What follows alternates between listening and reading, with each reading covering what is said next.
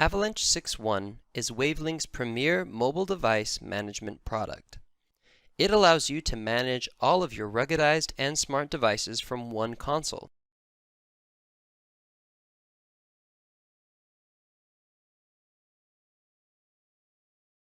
To connect to Avalanche, you must first install the Avalanche enabler on your device.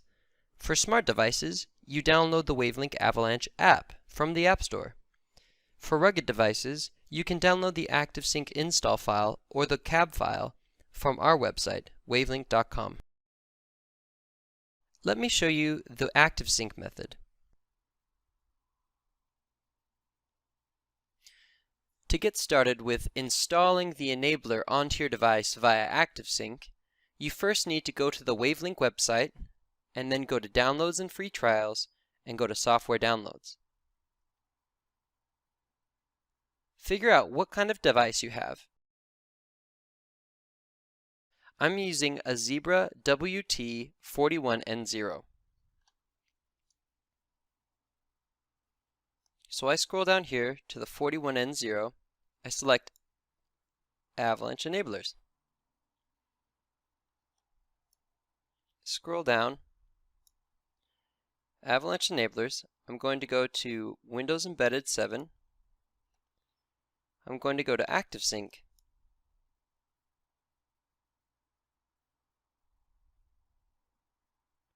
I'm going to download it to my application installers. And now I'm going to run it.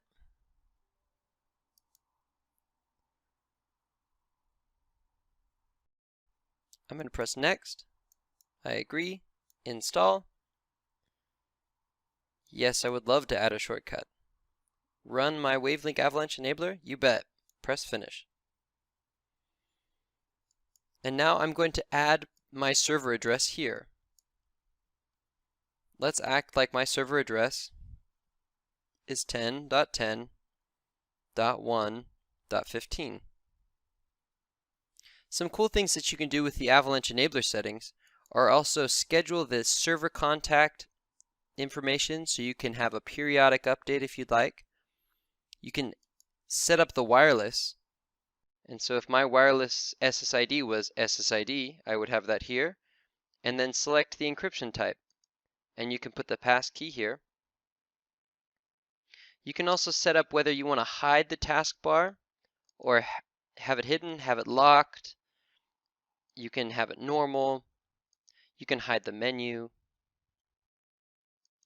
You can set up a password for the settings within Avalanche enabler. So that means that when you want to make a change manually on the device, do you want there to be a password or not? If you're just troubleshooting, I highly suggest not having a password, or else you'll have to keep entering it every time you go into the menu. But if this is for production, absolutely have a password to make sure that the settings do not get changed in a production setting. And so those are the main settings here. So I'm going to press OK. And now I would press Install and Config. And when you do this, a window will pop up saying, would you like to install it? It'll say yes, you'll agree, and then it'll say there's more to do on your device. And so you'll go to your device and you'll see some activity. You might have to press yes or yes to all or a few buttons. But overall, this will send down the installation to your device.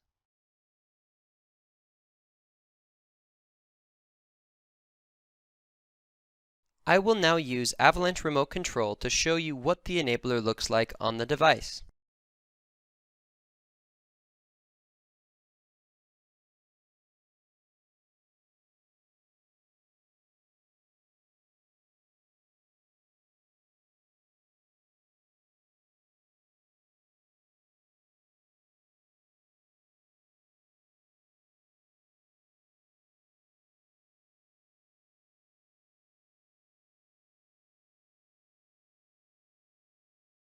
Let's take a look at this device from the console.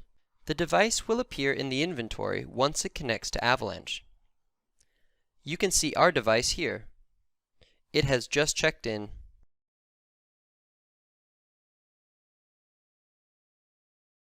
Now let's talk about the structure of the Avalanche inventory.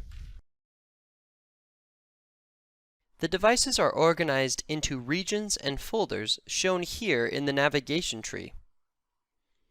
The regions hold folders, and the folders hold devices.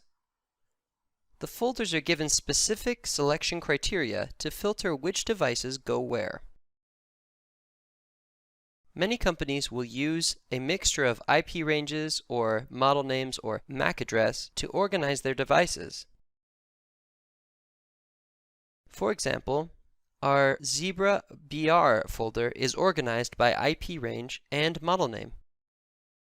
Only the devices that match this criteria will be put into this folder.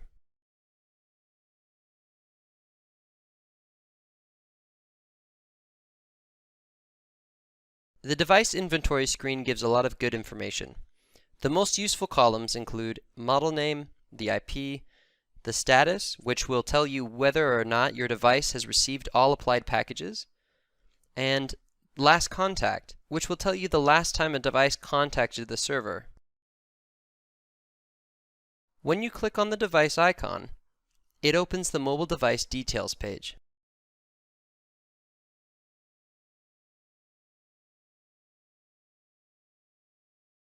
The top bar allows you to ping, message, chat, update, or even remote control the device. Let's look at remote control.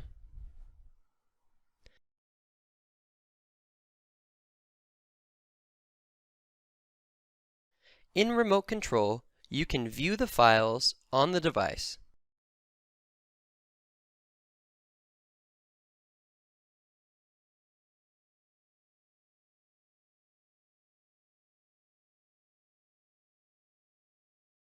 This includes editing, uploading files, downloading files, renaming, etc. You can also look at the registry, and you can edit the registry files on the device.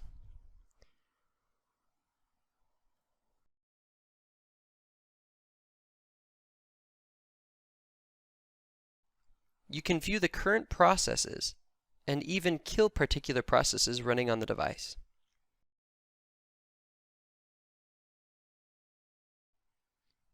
You can also view device information, including memory usage or battery level, and scripts.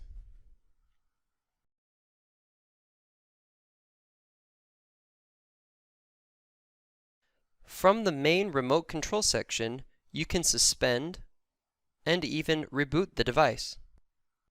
If you press View, this brings up an interactive device screen.